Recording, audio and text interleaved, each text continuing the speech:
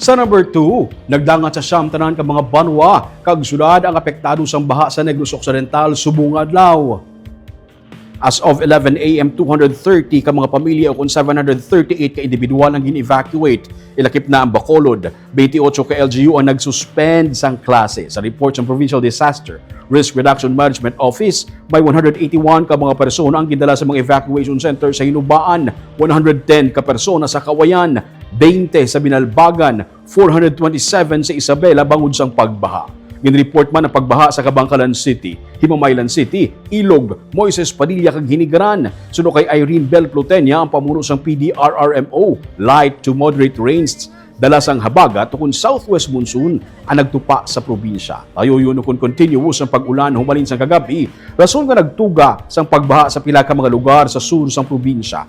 Gin-enhance pagid sang Bagyo Krising ang habagat suno sa kay Plutenia. Depende sa lugar, mayara sang kutob sa tuhod ang tubig baha. Sa ilog suno kay Plutenia, mayara sang tubtob sa hawak nga kadalumon sang tubig. Sa pila kadalanon, mayara man sang duha tubtob tatlo katapak ang kadalumon. Gani may report man nga dalan nga temporaryo hindi maagyan. Cloudy skies o kung magalumon nga kalangitan naman ang yara sa Northern Negros. May report naman nga landslide sa Sipalay City.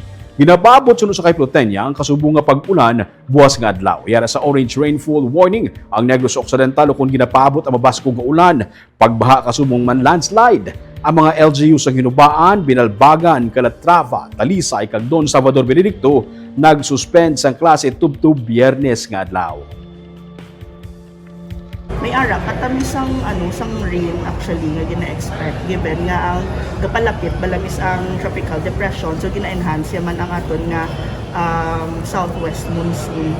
So usually during this time ga-expect kita nga mas kusog ang ulan naton sa mga. So far wala reported na hard flow or mga volcanic debris mga affected Wala pa. Pero southwest niya nga rains ang nag-cause ng Yes, flooding. bali ang southwest is enhanced by tropical depression, Krising. Thank you po. Ma'am, tomorrow, ang ulan, mas bunok pag gina-expecta or amo-amo lang gihapon?